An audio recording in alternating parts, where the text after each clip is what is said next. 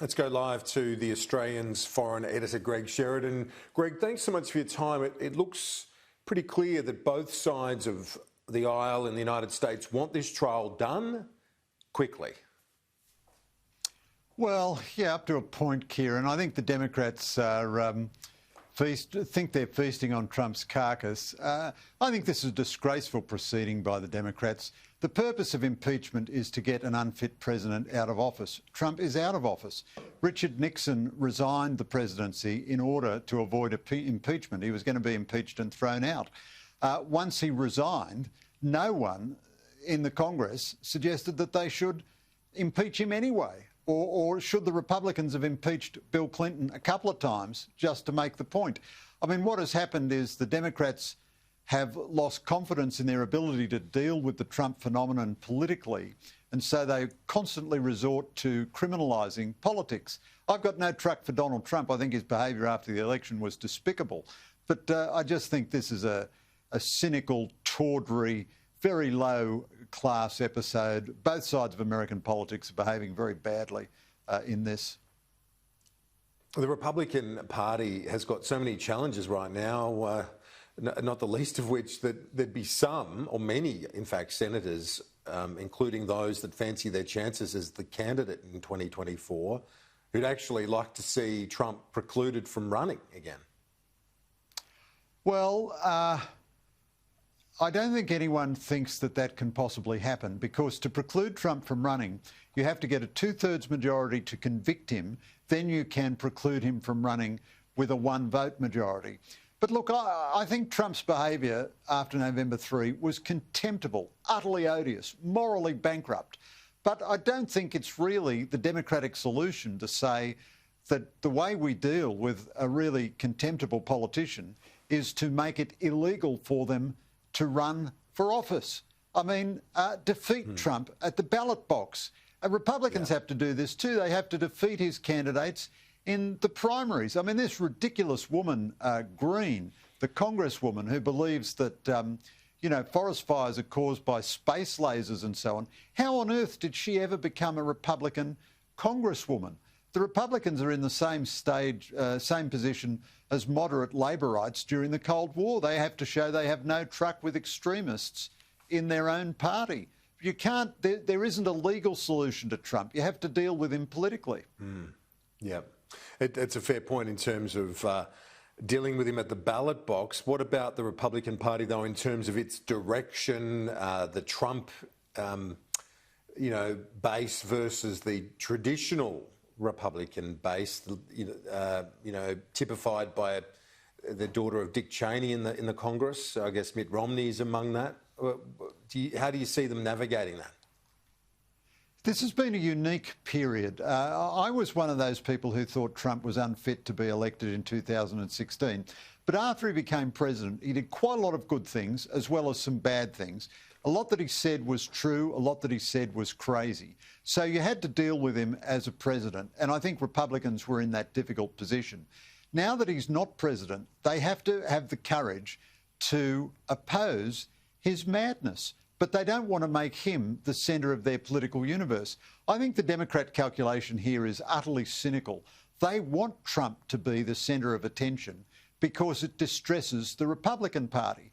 But the idea that Republicans like Liz Cheney or the Nebraska Senator Ben Sasse, who both criticised Trump, the idea that they are condemned by their state Republican parties for doing so, while this madwoman, congresswoman, got a round of applause from Republican lawmakers after she apologised for the insanity of her previous views, that's very bad for the Republican Party. They really have to fight against this. And if they have to lose an electoral cycle or two, well, so be it. But I think they have to fight the extremists in their party, just as centre-left parties have had to fight the extremists in their party. So the coup in Myanmar, this obviously is a very distressing situation and likely to, certainly no change in terms of the position for the Democracy Party and activists in the short term, Greg. No, Kieran, I think this is a very tragic situation, but it's also a big strategic challenge for Australia. If the West, if the soldiers start killing people in large numbers, there'll be no alternative but for the West to impose sanctions and diplomatic isolation and so on. But that would be an absolute tragedy. We should avoid that if we possibly can. We should maintain diplomatic relations and maintain engagement and avoid wide-ranging sanctions, maybe levy sanctions on a couple of individuals. Because if we isolate Burma or Myanmar, all that will happen is it will go back completely into the strategic embrace of China. Now, China already has two strategic clients within ASEAN in Cambodia and Laos. You don't want Beijing to have complete monopoly control over three ASEAN members. And also that would be terribly bad for the Myanmar people because, economic sanctions won't hurt the military rulers. They make money out of the illegal drugs trade and illegal people smuggling and all the rest of it. And they'll live the life of Riley as ever.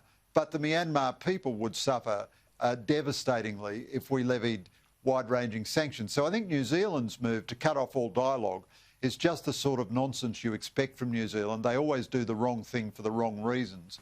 I think the Morrison government has been well advised to be very cautious in its reaction. And what we should be trying to persuade the Myanmar military to do is to behave something like the Thai military or the old Indonesian military, retain control if they must, but create some kind of democratic fig leaf and get into as much dialogue and co-option of their society as they possibly can, not to rule simply through an iron fist.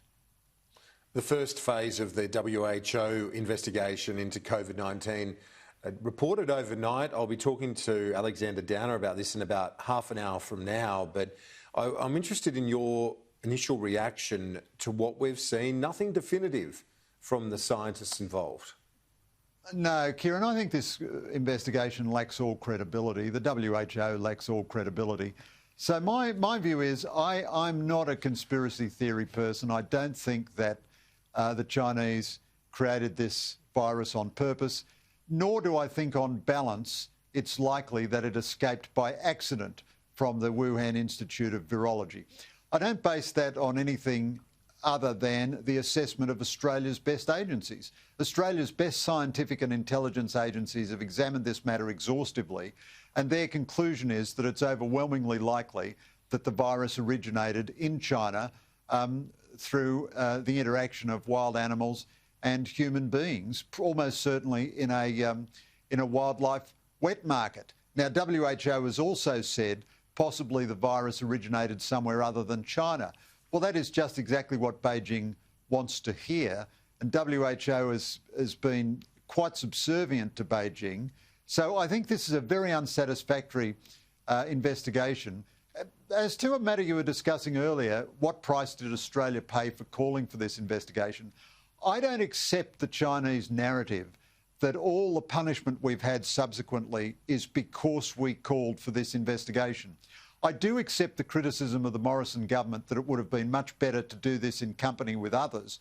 But, when the Chinese decide to punish a nation for a whole host of reasons, they often focus on one thing that a government they don't like has done in order to generate within that society the idea that it is the fault of that it's Australia's fault that we're having this crisis with China. What China doesn't like about Australia is that we blocked Huawei from participating in 5G. We passed foreign interference legislation. We stopped them investing in some of our critical infrastructure. That's much more important to them than our call for this inquiry. So I don't think this inquiry has achieved anything. I don't think it has any credibility, but I don't accept the Chinese proposition that our call for this inquiry is what has provoked all their kind of completely unreasonable behaviour ever since. I mean, it's Beijing which has decided to be unreasonable here, not Canberra. Greg Sheridan, great to chat as always. Thanks so much. We'll talk to you soon. Thanks, Kieran.